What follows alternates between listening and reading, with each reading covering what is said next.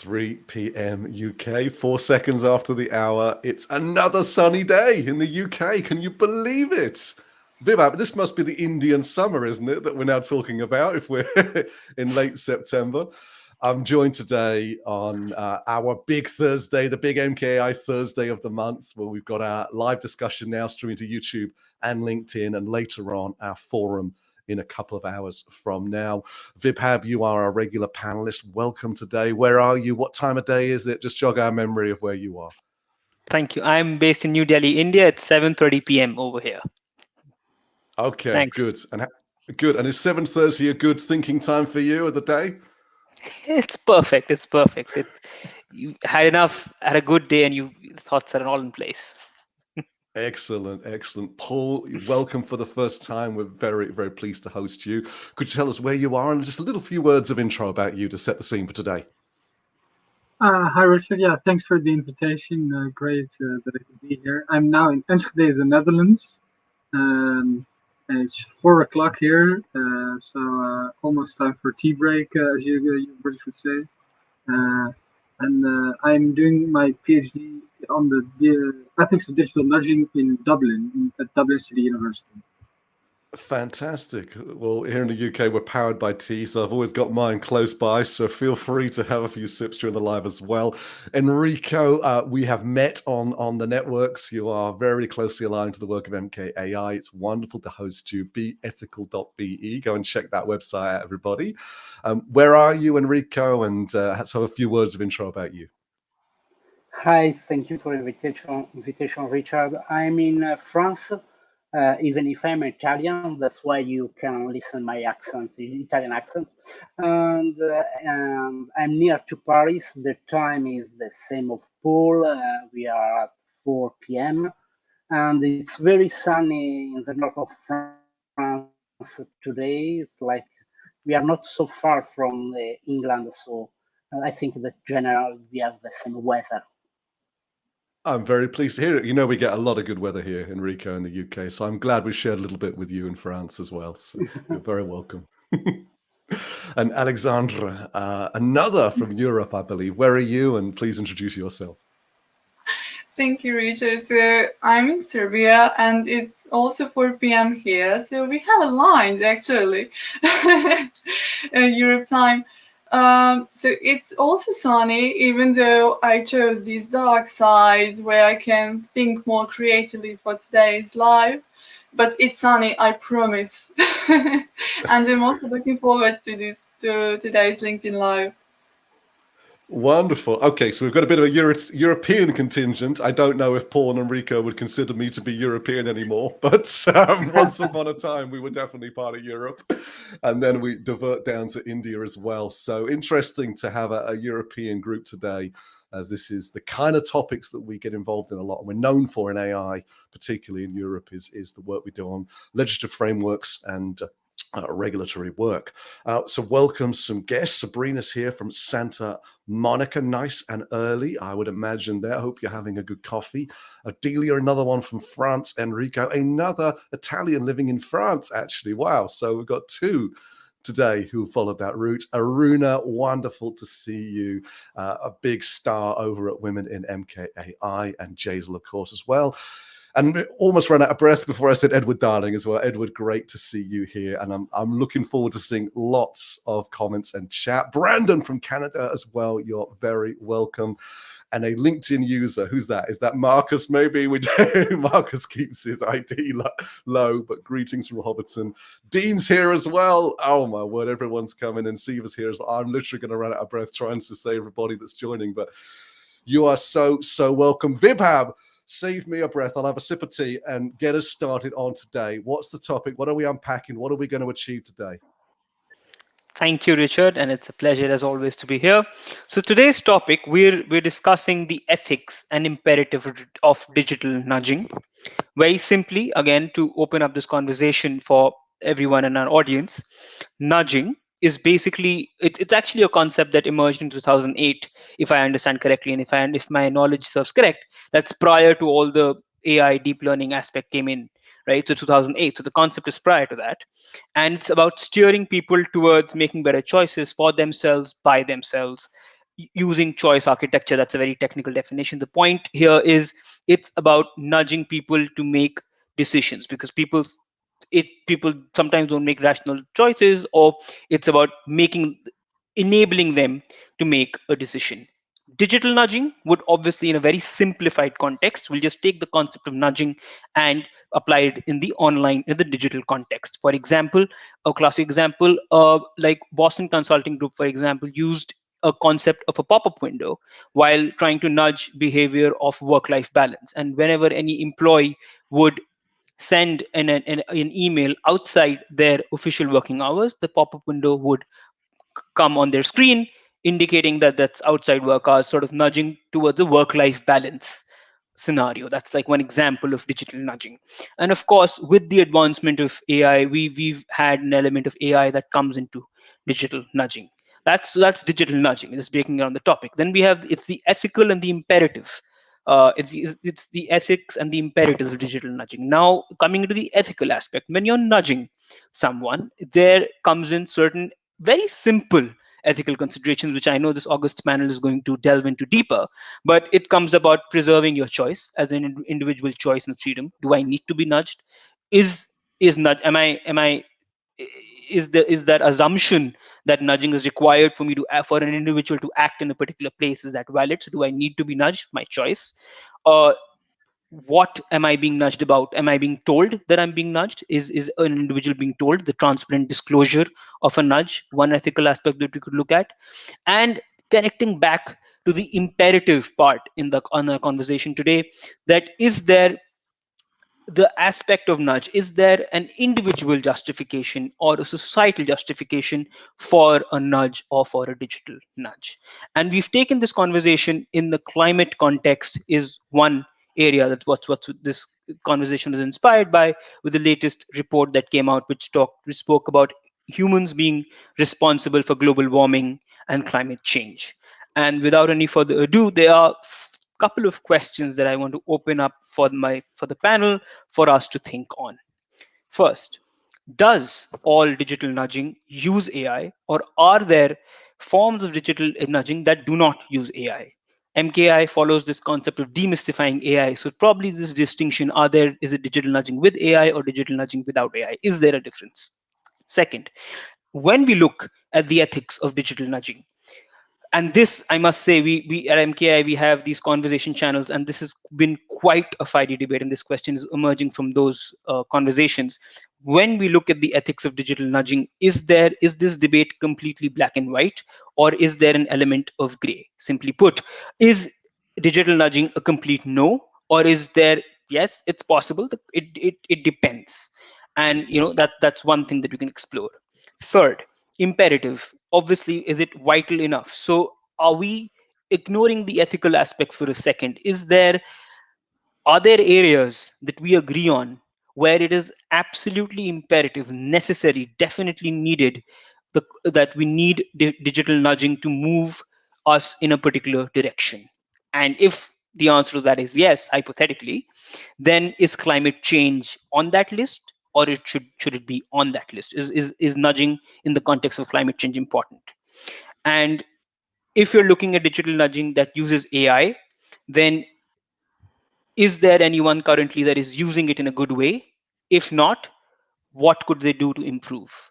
And finally, another line of thought that we could think of is, how would we want digital nudging to work successfully? So this is just unpacking a lot of questions around this concept, and I'd give it back to you, Richard, just to make it easier for our audience to understand where we are and where we're coming from and where we should be heading. Quite brilliant, Vibhav. Thank you so much. We've got 50.5 minutes on the clock, and you've set us up there to cover a lot of ground. I'll just say hello to Shibu from Dubai. Listen to this. Sulika from Chicago. Daniel from Ghana.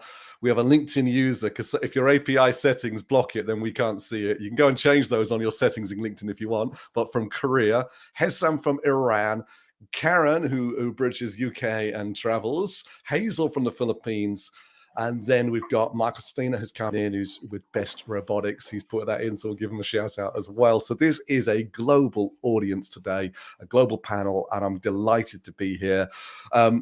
Paul, let's come to you first. And actually, I'm going to get steered by a question that I can't see the author of, but they can give me a shout, let me know who they are. I'm going to pop it up here on the screen as well. And it's a good one to get us started. It says, is it the right metaphor when we think about pushing, manipulating, emotionally blackmailing, invading? There's also neural marketing. There's NLP, as in the neuro-linguistic programming, as opposed to the NLP we use in AI. Can you just steer us a little bit more about the term? Vibhav did a great job, but a little bit more from your perspective, what it is, what it isn't. Yeah, in a direct answer to the LinkedIn user, I cannot help but notice that pushing, manipulating, emotionally blackmailing, and invading are all very normative terms. And they might very well be applicable in certain contexts, but I think in order to have a good discussion about nudging, it's very important to first unpack what nudging is in technical terms without any normative statements, and then we can have a discussion about whether that is right or wrong, useful or not, and maybe, and there we can add nuance, if there are certain contexts where it is allowed, or where in certain contexts where it is not allowed. So I think it's very important to start with the technical concept of nudging, which is steering choices by means of psychological influence without forbidding any options or without providing economic incentives. So there's this idea of nudging being which is very fundamental to behavioral research on psychology and economics. And people can be steered towards certain choices by arranging their environment in such a way that it becomes easier or natural to follow a certain path. There are numerous examples of this. The most famous one is the fly in the urinal. Once you see a fly, you immediately start aiming for it.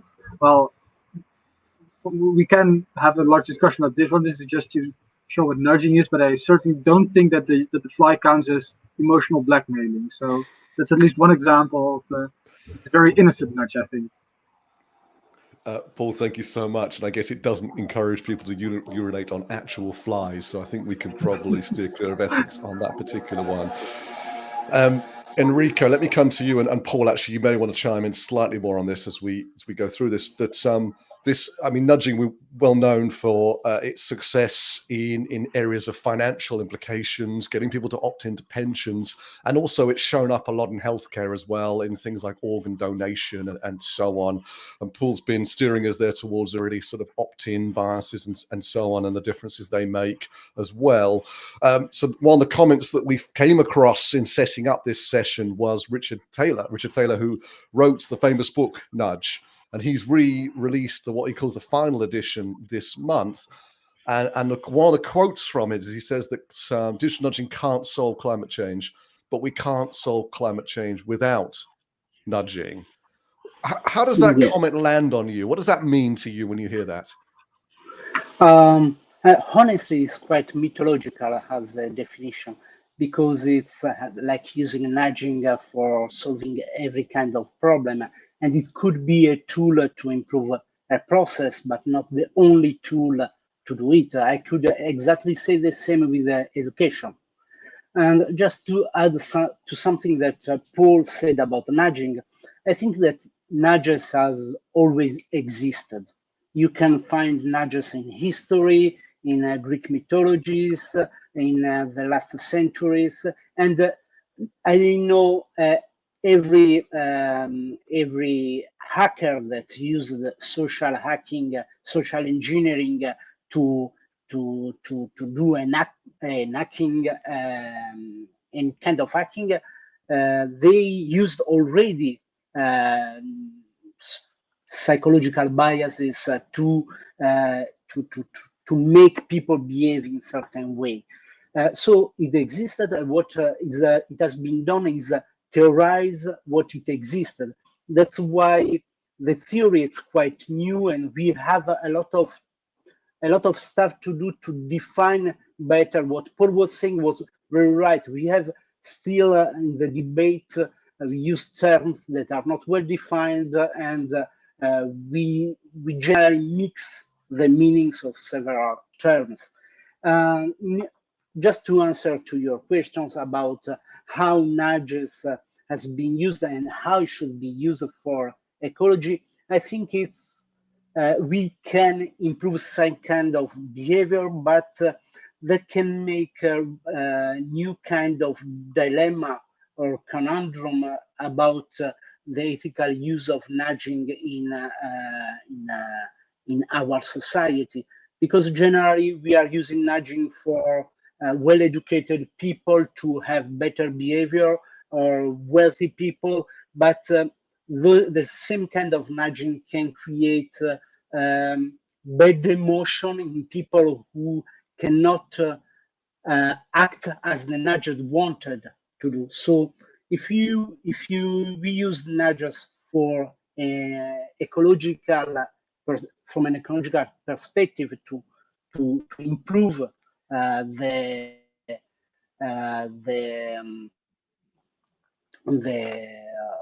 behavior of people in this sense, we risk at the same time to forget a great majority of people that cannot behave as a nudger is asking to behave. Enrico, thank you for that. Alexandra, let's pull you into this conversation. There's and wonderful to see Trinidad and Tobago, Amber in here from Pakistan. Just amazed to see the global coverage we're getting today. It's wonderful. Keep those comments coming in. We'll get to them as many as we can. One of them that's coming in, Alexandra, from a few different sources is this sort of benevolent side of this.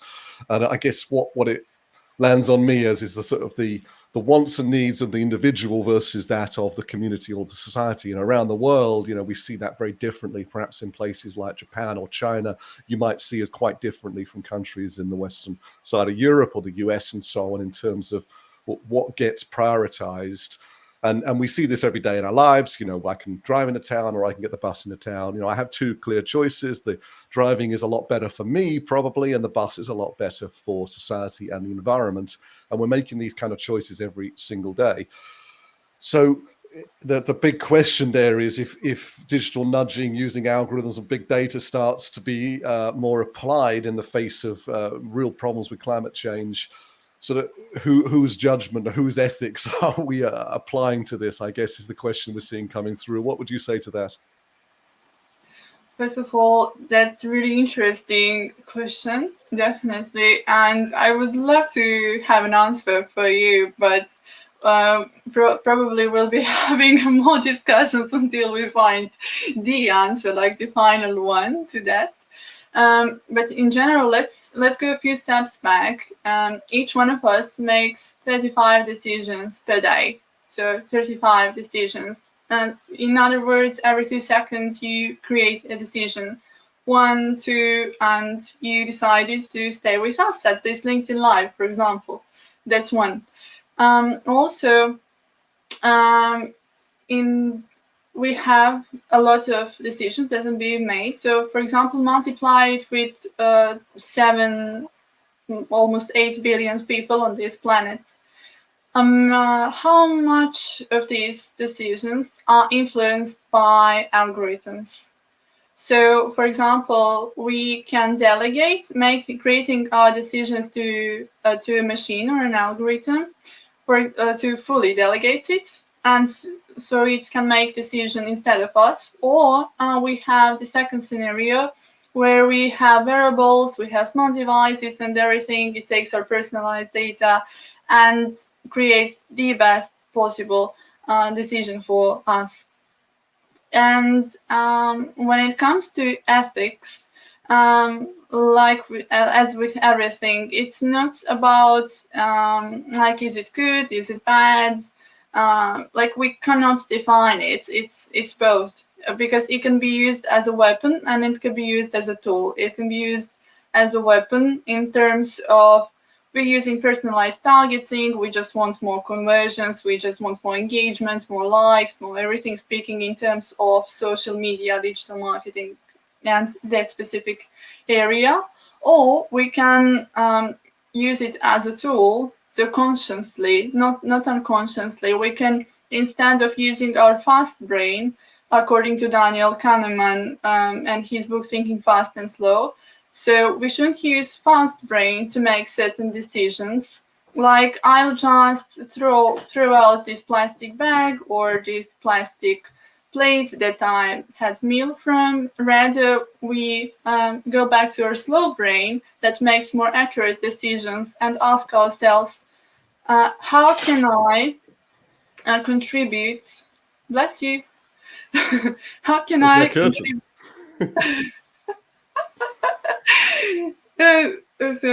How can I contribute to make this world better?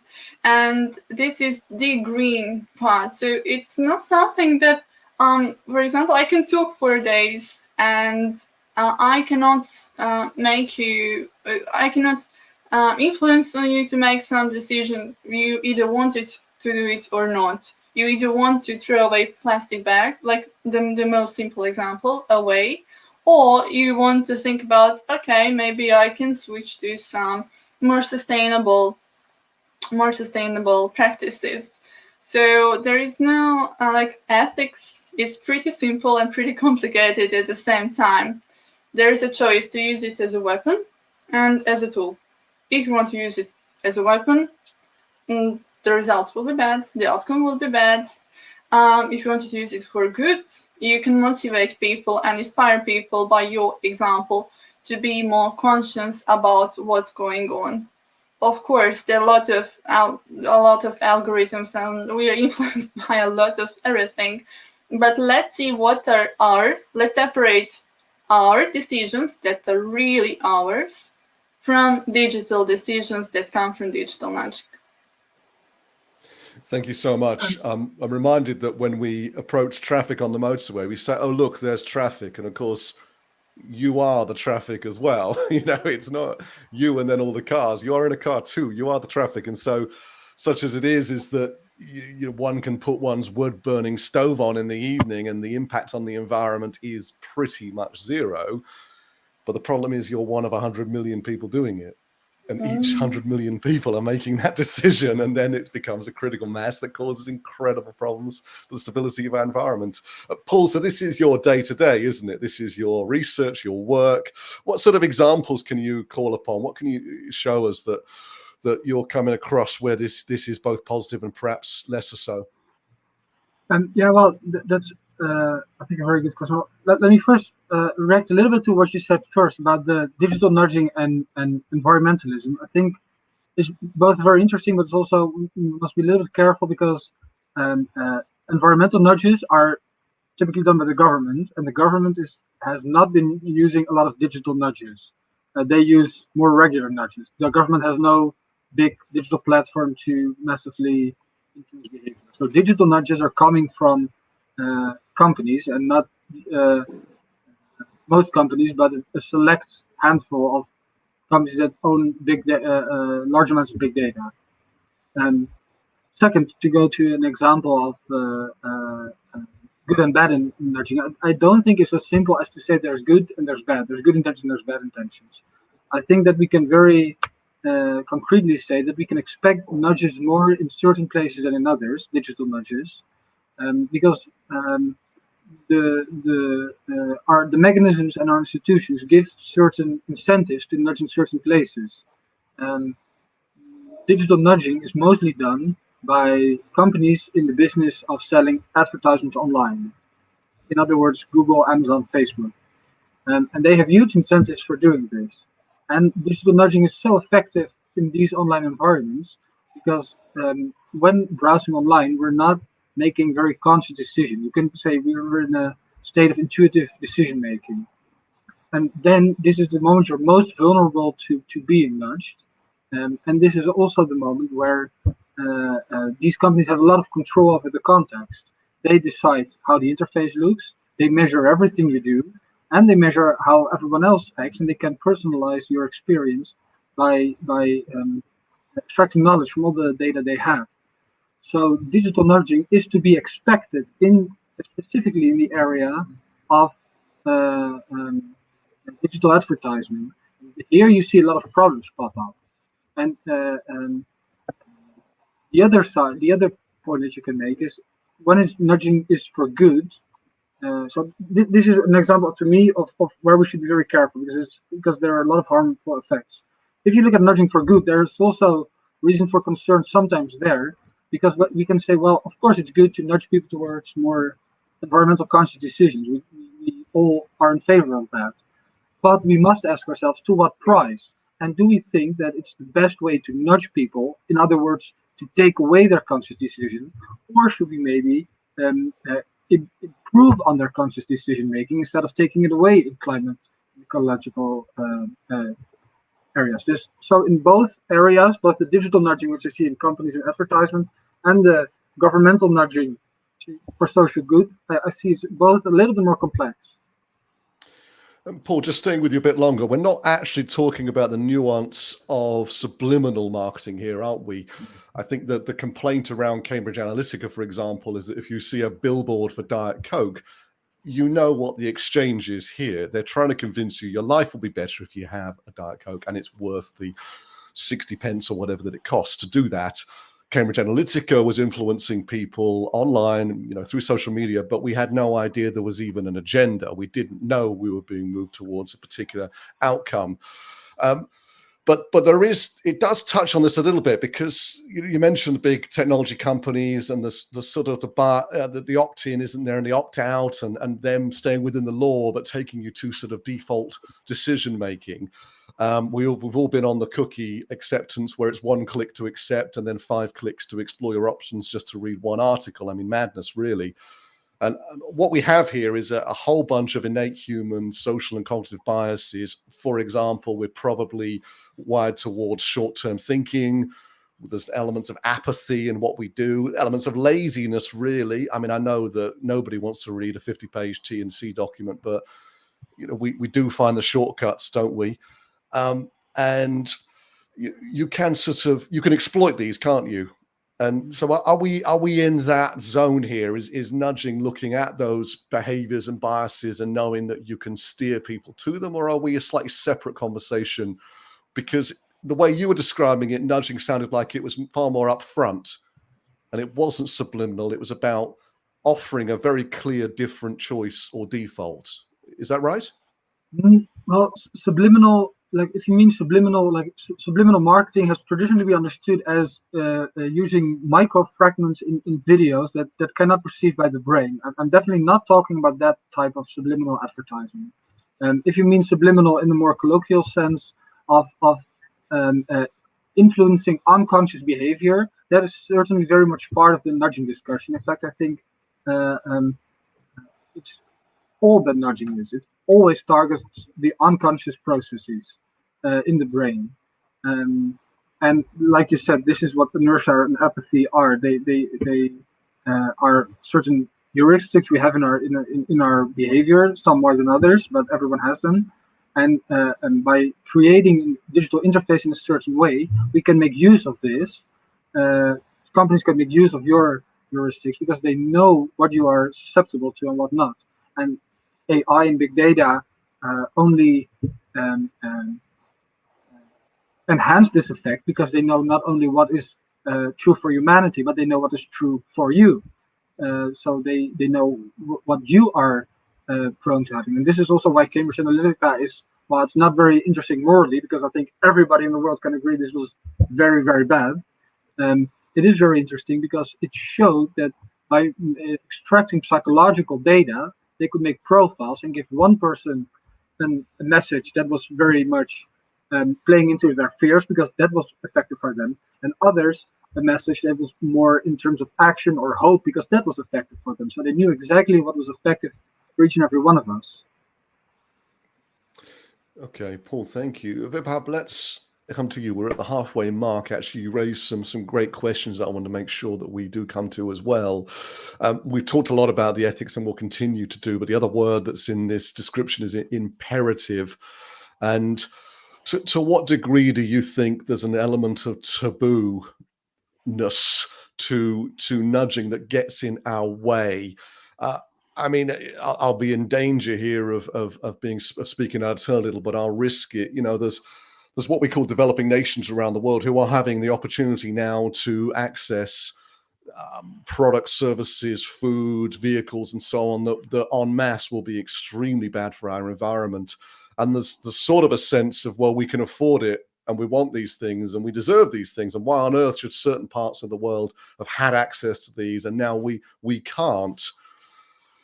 But we have to sort of break through that narrative, because physics doesn't care what we think we're entitled to. Nature doesn't care about who's had what so far. So is the imperative here, do you think, in places like India, perhaps China, where we do need to come to different conclusions very quickly? So I think the imperative question is slightly independent of the environment. The environment is a subset of it, probably, because if you're looking at moving in certain directions from a developing nation standpoint or emerging economy standpoint, the environmental aspect might have other regimes also to take place. But if we look at the imperative digital nudging, of course, uh, uh, just exactly the conversation that we've been having about how digital nudging, maybe in the social media context or the Cambridge Analytica, is a one extreme example of where it's not okay. We could also have situations where digital nudging can be used in a positive way. For example, in the Indian context, you have the Swachh Bharat campaign, which is the campaign to clean, clean. I mean, basically to create awareness about keeping a clean locality and a clean this thing and a clean neighborhood and everything like that, or any social campaigns from the government which would have positive social welfare results. So it's not just about the conversation about digital nudging. Is first of all, from the where I see it, it's nudging. Digital nudging is used in a context in the digital space in a developing country context, and that if is supposing is 50% of the population, 40% of the population, 80% of the population, the larger goal that you want to achieve, it could be achieved through digital nudging. There's always a pro and con to every action, but of course, if we're looking at the larger picture, and if you're talking about the imperative, then of course we have had Swachh Bharat, Beti Bachao, Beti Padhao, like you know, you educate a girl child, or Clean India campaign using nudges. So it's what we identify as the need. Because one point that I do want to bring in, because we've brought in ethics in this enough, is when you look at the imperative, and it goes back to the original point, the context is very important. We cannot look at the ethical debate without context, because that really defines for us what is ethical and what is not. And we cannot look at this with extreme examples. For us to fully understand whether digital nudging is a good idea or a bad idea, I think the focus has to be within a middle path, with a broader idea of what the broader objective we're seeking to achieve. I mean, I hope that answers your question. That's the broader part of imperative, because it'll be contextual, it'll be dependent on what we're trying to achieve. Until we don't know, or till we're not asking that question, I'm not quite convinced that we can build we can address the imperative part, because then that'll tie back to the ethical part. Because the ethical part, it would become ethical if the individual choice and a societal benefit justifies the nudging, and that is your imperative, at least in my view. So I think it's interconnected and a subset of the larger conversation that we're having. One more quick thing, Vibha, for a quick answer. Do you personally feel that there's been more adoption of digital nudging by corporations, for commercial outcomes, than we've seen from government or the UN or Greenpeace or organizations like that? Do you think they've been less willing to use this tool? But definitely there is a significant amount of digital nudging from corporations, in the sense that there is. I agree with. I mean, I think the big corporations are definitely using it in a much more prominent manner than other areas, and that sort of comes back to our original debate. If organizations such as the UN, maybe for climate change, maybe for any other larger societal goal, if our need is clear and our justification is strong, maybe it's a good idea to explore it. But the problem is that this debate is so black and white sometimes, that we probably, it from a non-big corporation perspective, maybe it's a missed opportunity. It's tough to speak without context, but possibly could be used? Enrico, just while we're on the bigger stuff, and I guess this is the question that prompted all of this really, is that we know that the likes of Amazon and ASOS and eBay and so on, that they're looking at a basket page, a product page, a checkout page, and they're incredibly committed to increasing the conversion on that. And there's nothing off the table, right? Within reason. Anything that data will show that can make that 0.1% higher. And it works. It works extremely well. It works so well that the founder of Amazon could just go into space if he feels like now. I mean, he can set up an anti-aging company if he feels like. I mean, he's so rich from this. Yet in society, we have no narrative of environmental sustainability. I feel that I could drive a Humvee up to a golf course right now and somebody would say, nice car. Like, that's still the wrong side of the tracks for where we need to be. So are we holding this as a sacred cow or something, Enrico? Have we got to let go of some of this? I think that what Paul and Vibar has been saying is quite correct, and I'd like to come back to what Paul said about the difference between digital nudging and classical nudging, physical nudging, and that's very important because sometimes I'm thinking how industry can use digital nudging for the climate change. For example, can you imagine an airplane company just stop you during the process of buying a ticket, saying you, why don't you take a train to go somewhere because it's more ecological? They won't never do it, and they can do it because they have a lot of data, and so they can nudge in the action of buying something because it's their objective, but they will never nudge you for the climate change. The only thing they can do in nudging is make you spend something about the CO, the carbon tax. Yeah, so it's the only thing they can do about it. But generally, you are thinking about normal physical nudging, and we have a lot to do. And you in England and we in France, we do something very simple about a particular kind of nudging as largest with the tax on the plastic bags. You know, can you remember a few years ago we had a tax, and we see in our seas a decrease of the presence of plastic bags in the beaches.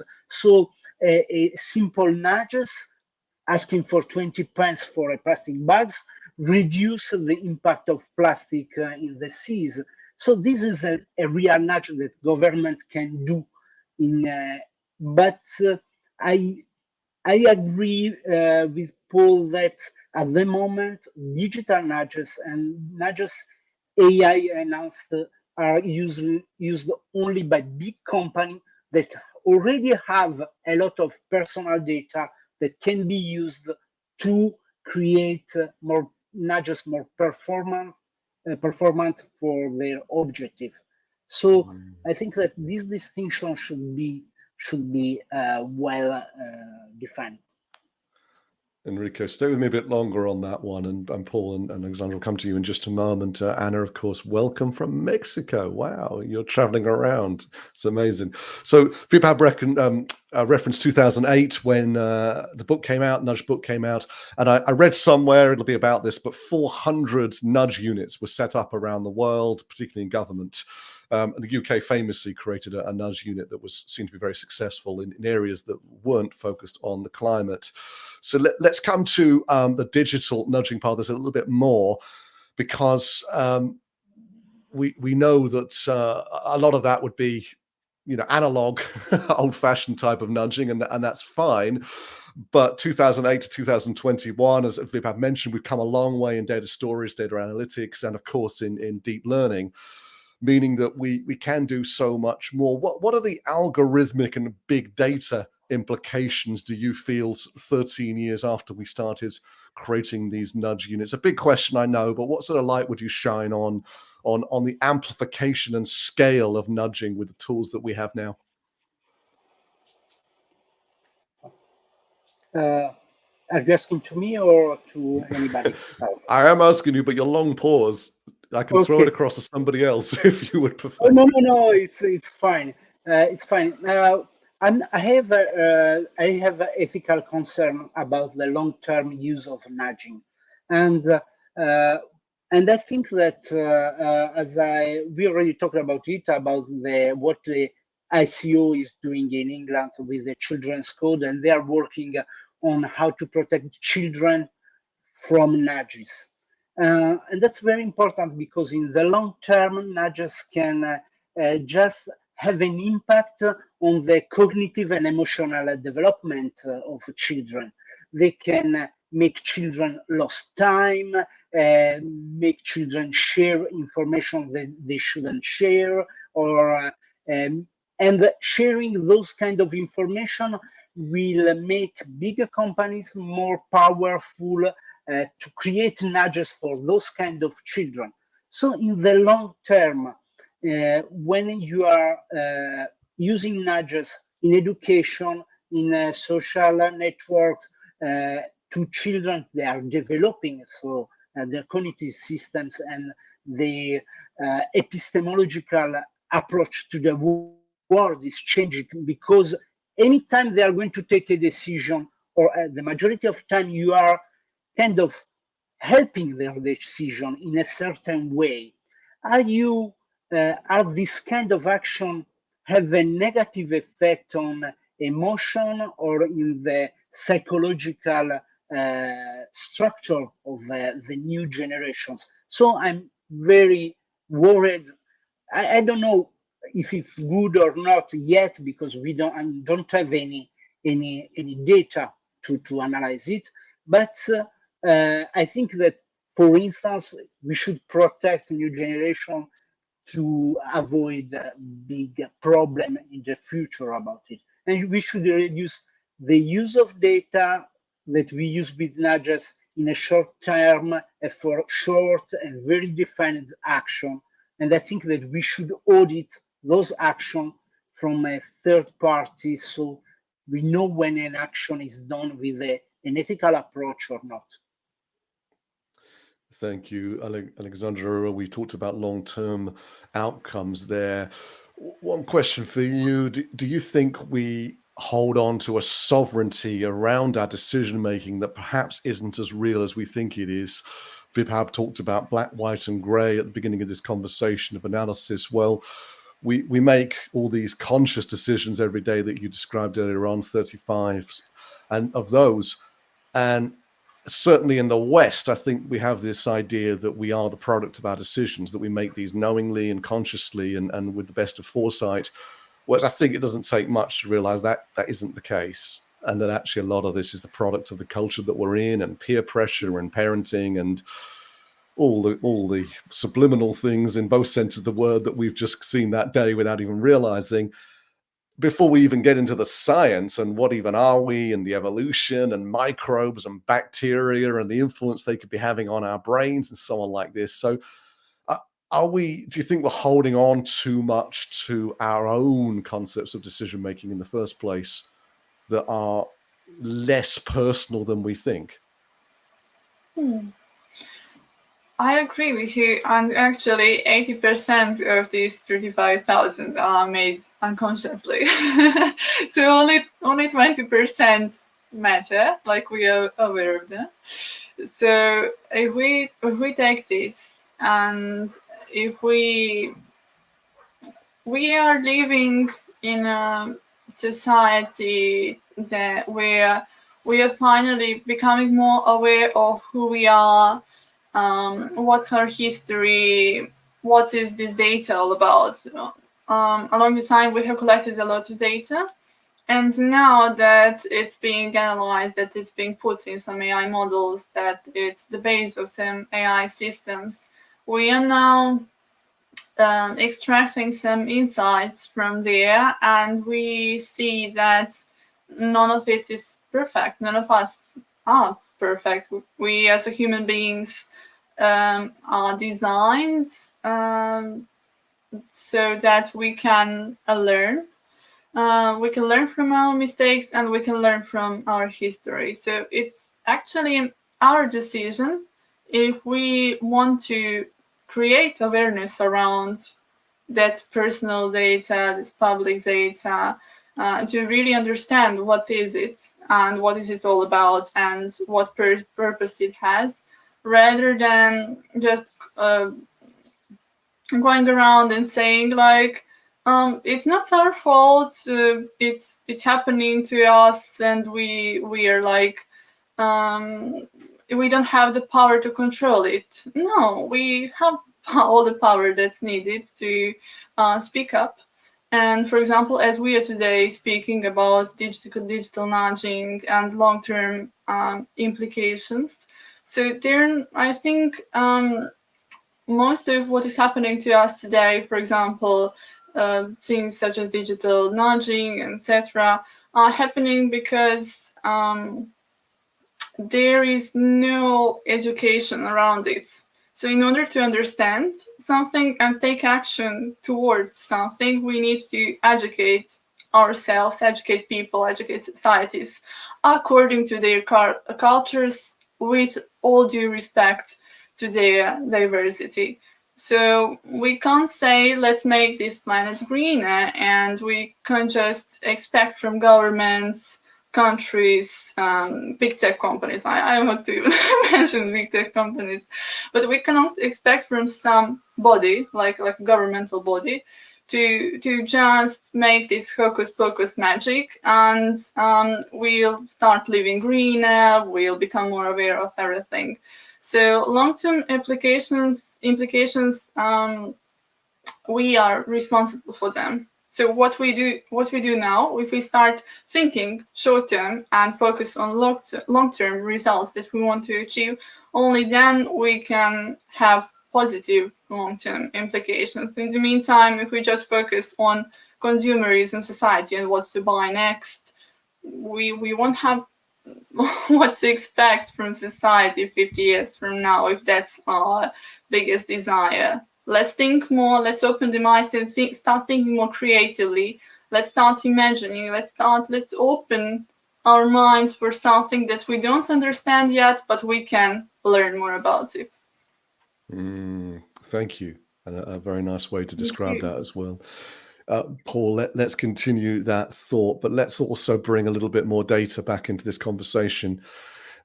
I guess historically, and you'll correct me if this isn't the case, probably the nudge units were focused on macro data. So if we want more people to opt into pensions, let's look at the short-termism bias, and rather than asking somebody to add £400 a month now, let's ask them to add 0.5% in 2 years from now, because that seems like an easy yes, compared to, do I want to give up the money now? No. So, but that's at the macro level. But now the whole point of AI, really, in my perspective, in terms of this kind of conversation, is it takes what we had in the corner shop before, that level of personalization, individualization. So Paul, you walk in my store and I know you, and I know what you like, and I know what you need, and I get the things for you. And I can ask about your family and all these kind of things that we used to have. Now, of course, we don't get that in the Tesco's or the Walmarts, because you can't scale that under normal circumstances. So containing this conversation now, you can take these kind of behaviors down to a micro level. So you can analyze VibHab's visa statement and see whether or not the cost of his Starbucks shows that he took his own cup with him or whether he used a takeaway cup. The price would be different. So therefore, we have the data now. How many coffees does he have a month? How many times does he remember to bring his reusable cup with him? And the data then, does that then open us up to start allowing some autonomous algorithmic nudging, because we can monitor VibHab on a week-by-week or month-by-month individual basis to see what's working to create that change in him. With the power of data, with the power of AI. But then we don't really know what we're doing then, do we? We don't really know what we're asking VibHab or what's being presented to VibHab. Are these some of the sorts of scenarios that we're wrestling with about how we do this with big data? I believe you're muted, Paul. Oh, sorry, what do you mean by this? What do I mean by? You said, is this what we're... These kind of scenarios where we allow algorithms to work out what messaging and opt-ins and defaults would be best presented to VibHab to get him to remember his own cup. I mean, it sounds innocuous enough, but are these ethical dilemmas that we're going to have to think about in using big data and algorithms to create nudging? Yeah, no, I think, as you said very, very correctly, we don't know what we're doing to, in this case, VibHab or person X. We just know that the data shows that treatment A works better than treatment B in order to create a certain behavior. You can call this metricization of society or metricization of knowledge. We only know that there is a certain thing that makes VibHab bring his coffee cup more often, but we don't know why it does so. We don't know what the other effects on him are, what the long-term effects are. So that is, intellectual poverty in a certain sense. We only care about to create the behavior. What you said about eBay and Amazon before, we only care about the 0.1% increase in the conversion rate. We don't know why it works, or we don't gain any knowledge on psychology or society. Is that what holds us back, do you think, Paul? Well, it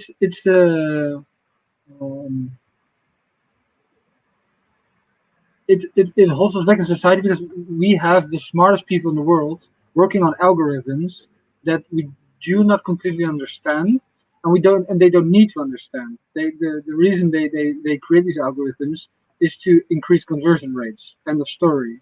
And we don't go any further than that. And I think long term that this enables advancements in knowledge and also maybe in moral growth. Yeah. It does make me chuckle, Paul, that I do sometimes think if we could describe what's wrong with the world in one sentence, it's what you're describing, that the smartest people in the world spend their time trying to work out how to get me to buy another pair of sneakers. yeah, it's true. Yeah. Something for us to work on. VibHab, we're steering towards the end of the time. You raised a number of different questions. You have your own views on long-termism. What are you hearing? Is this conversation opening up more questions, or are we starting to find some resolution and some answers from the conversation and what we're seeing in the chat as well, if you don't mind? Thanks, Richard. I think there are a couple of things that is very well evident. When we look at the imperative of digital nudging in the climate context, I think this conversation is highlighting the very fact that currently digital nudging is used by a particular type of organizations for a particular purpose, and the imperative definition currently is only probably in the marketing or the advertising context predominantly, not so much of creating social awareness either in the private sector, maybe a little bit in the government sector, but not so much in the climate change context. That's one answer definitely that we've got. Second is that, of course, there is digital nudging that existed historically without AI, but as we look forward, digital nudging with AI is a concern which ties back to the big tech and the way it's being used currently. Third, one thing that I did want to bring in, and I agree with Enrico, and I'm with the fact that there will be a certain level of infrastructure of trust or accountability or audits that will have to form the basis of the future. If taking a leaf out of my legal background as an IP lawyer, as a lawyer, I think one area that would definitely be there as a long-term implication, at least, is and also ties back to what Alexander said about education, right? So we have the GDPR. I'm not going to get into any details of it, but let's just say that it protects your personal data.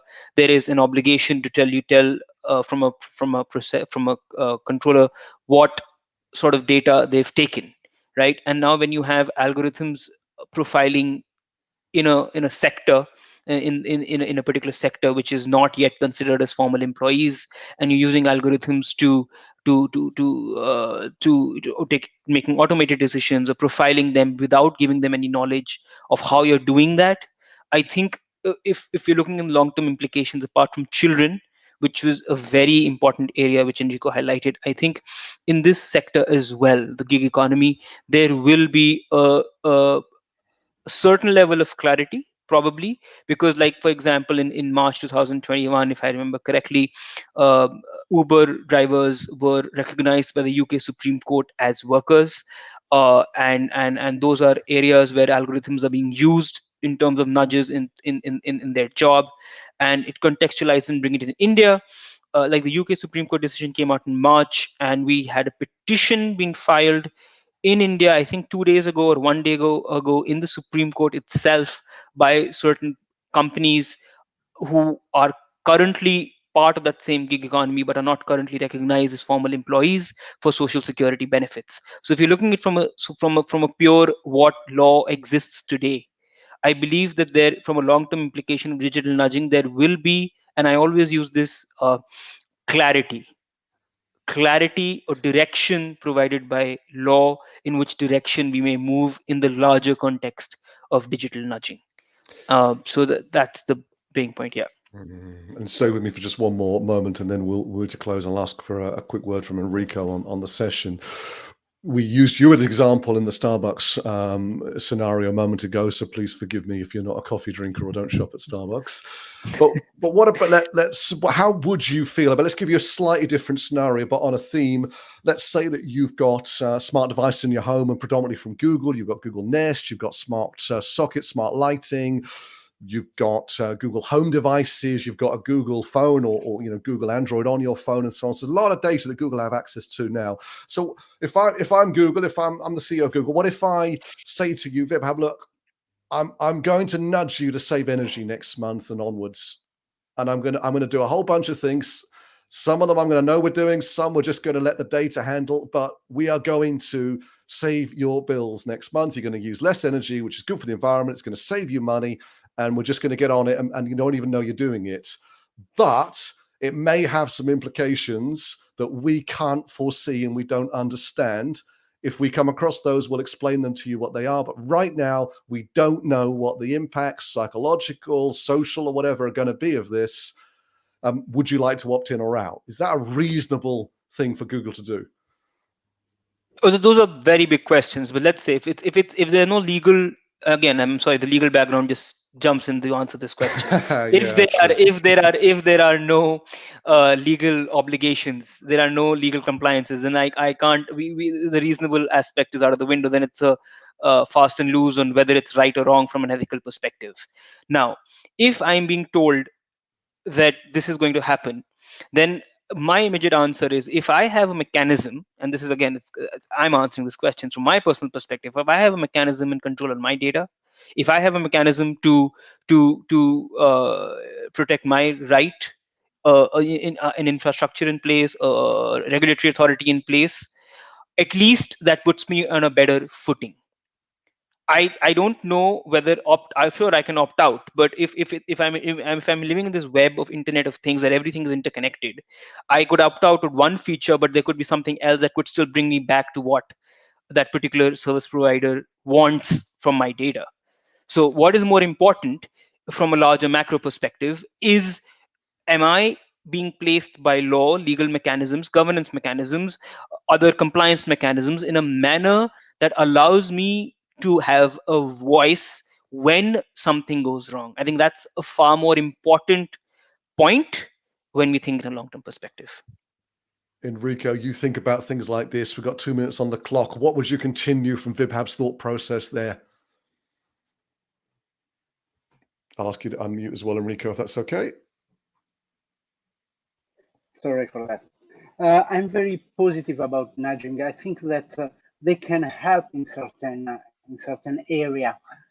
What is my general philosophical worries are about the wrong use of these nudges. So if we don't be careful today for the design of nudging of tomorrow, we'll have to pay the consequences of it. But we can be intelligent in using them for improving the development in education, for the climate change, for a better democracy, where people who is sharing fake news is nudged not to share fake news, insecurity when there is a catastrophe, a big problem, a social network are going to nudge people to communicate and to make decision in the run. So I think that they are very useful, but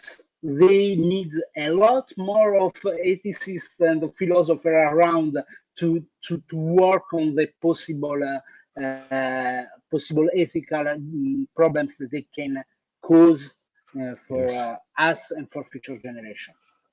Enrico, thank you so much. We've got a few seconds on the clock. I do think that Twitter could definitely nudge when you go to tweet and just go, man, that's a really aggressive message.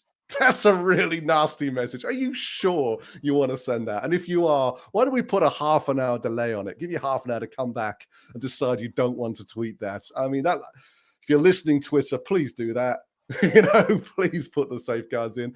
Alexandra, Paul, last word. We've got a few seconds. Last word from today. What do you want to close us today with? Alexandra, you first. Education, awareness, and please, people, take some actions. Don't just sit there. We are talking, but all of us need to take action. And only by taking actions we can learn what we need to do to learn. Thank you, Paul. It's been a great pleasure to host you today, and I wish you continued success with your work in this area. A final word from you on today, if you would.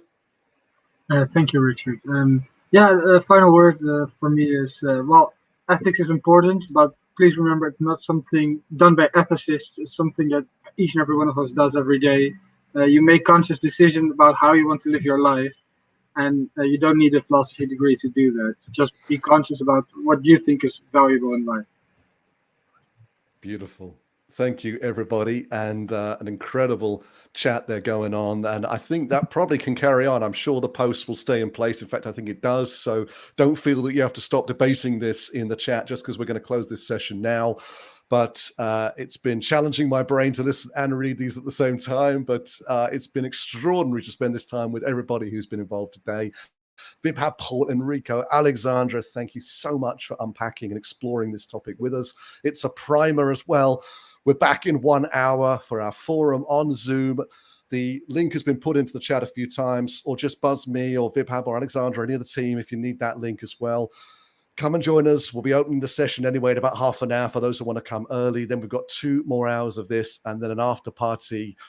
We do a lot of broadcasting on this Thursday every month, and it's a great joy. Thank you all again. I really appreciate your time, everybody. Thank you. Thank you, Richard.